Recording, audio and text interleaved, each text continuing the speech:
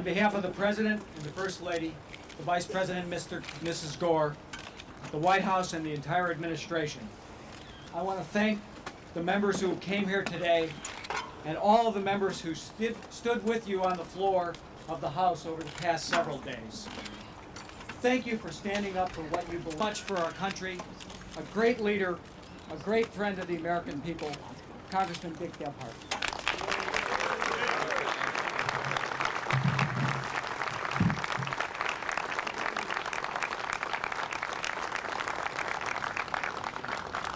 Mr. President, Mr. Vice President, First Lady Hillary Clinton.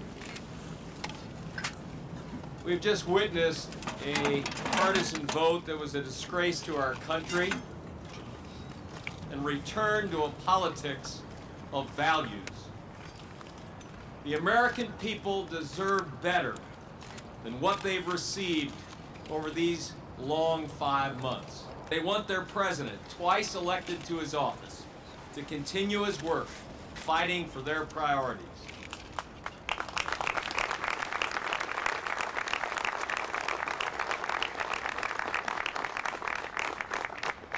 The Democratic caucus in the House will continue to stand alongside our president, and we will work to enact the agenda that we were sent here to pass.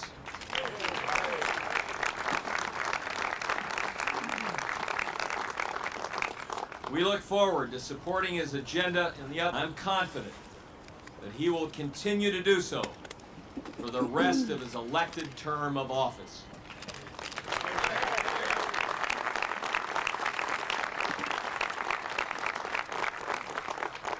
Despite the worst efforts of the Republican leadership in the House, the Constitution will bear up under the strain, and our nation will survive. The constitutional process about to play out in the United States Senate will hopefully, finally, be fair and allow us to put an end to this sad chapter of our history. Ladies and gentlemen, it is now my honor to present our great Vice President of these United States, Al Gore.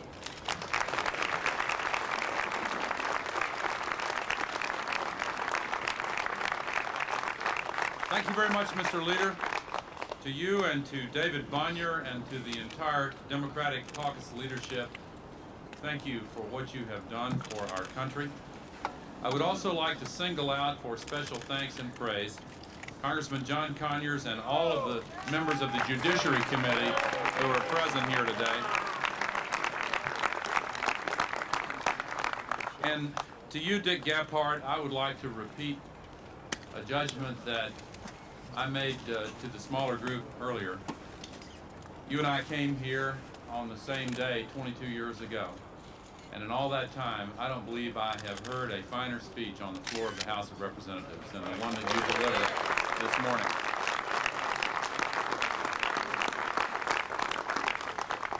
But in all that time, I do believe this is the saddest day I have seen in our nation's capital.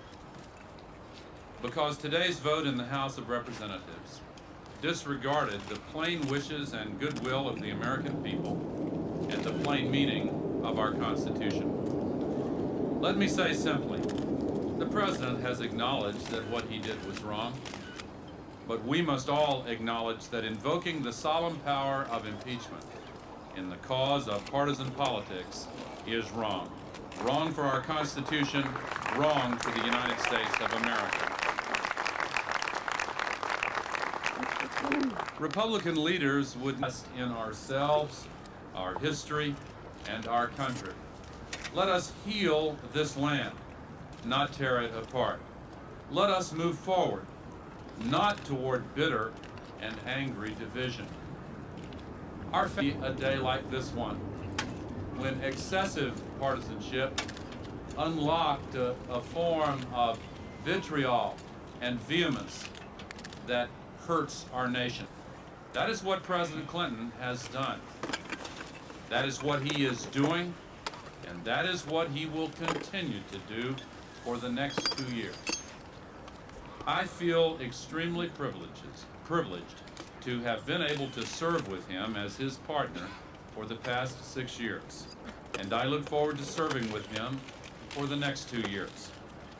I have seen him close at hand, day after day, making the most important decisions about peace, prosperity. I know his wonderful First Lady.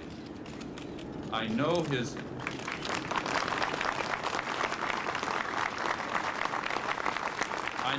heart and his will, and I have seen his work.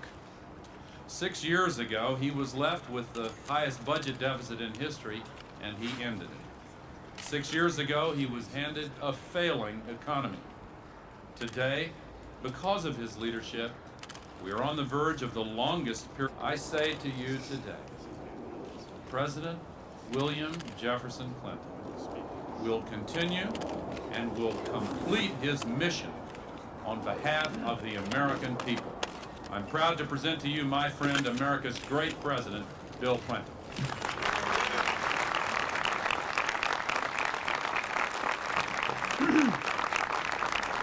Thank you very much. Thank you. Good afternoon. Let me begin by expressing my profound and heartfelt thanks to Congressman Gebhardt and the leadership today. I thank the few brave Republicans who withstood enormous pressure to stand with them for the plain meaning of the Constitution and for the proposition that we need to pull together to move beyond partisanship, to get on with the business of our country. I thank the millions upon millions of American citizens who have expressed their support and their friendship to Hillary, to me, to our family, and to our administration during these last several weeks. The words of the members here with me and others who were a part of their endeavor in defense of our Constitution were powerful and moving, and I will never forget them. The question is, what are we going to do now? I have accepted responsibility for what I did wrong in my personal life, and I have invited members of Congress to work with us to find a reasonable, bipartisan, and proportionate response. That approach was rejected today by Republicans in the House, but I hope it will be embraced by the Senate. I hope there will be a constitutional and fair means of resolving this matter in a prompt manner. Meanwhile, I will continue to do the work of the American people. We still, after all, have to save Social Security and Medicare for the 21st century. We have to give all our children world-class schools. We have to pass a Patient's Bill of Rights. We have to make sure the economic turbulence around the world does not curb our economic opportunity here at home. We have to keep America the world's strongest force for peace and freedom. In short, we have a lot to do before we enter the 21st century. And we still have to keep working to build that elusive one America I have talked so much about. For 6 years now, I have done everything I could to bring our country together across the lines that divide us, including bringing Washington together across party lines. We must look from the country's point of view like wildlife. We must stop the politics of personal destruction.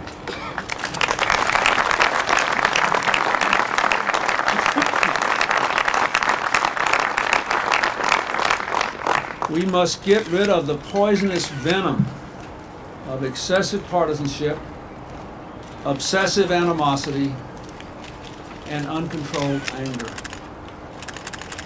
That is not what America deserves. That is not what America is about. We are doing well now. We are a good and decent country. But we have significant challenges we have to face. In order to do it right, we have to have some atmosphere of decency and civility, some presumption of good faith, some sense of proportionality and balance in bringing judgment against those who are in different parties. It's what I've tried to do for 6 years. It's what I intend to do for 2 more until the last hour of the last day of my term.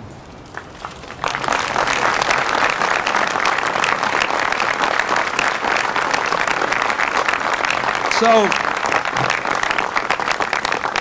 with profound gratitude for the defense of the Constitution and the best in America that was raised today by the members here and those who joined them, I ask the American people to move with me, to go on from here, to rise above the rancor, to overcome the pain and division, to be a repairer of the breach, all of us, to make this country as one America what it can and must be for our children in the new century about to dawn.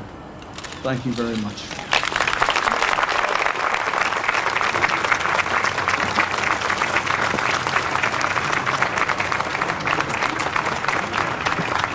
Mr. President, why won't you consider resigning, sir? Why are you ruling out resigning, sir? You said that it must look to Americans like Washington is coming apart. Look to Clinton, would to you the share your foreign thoughts leaders with who us are today? concerned about your credibility now. Mrs. Clinton, do you have anything to say today? President. Mr. President, talk to us.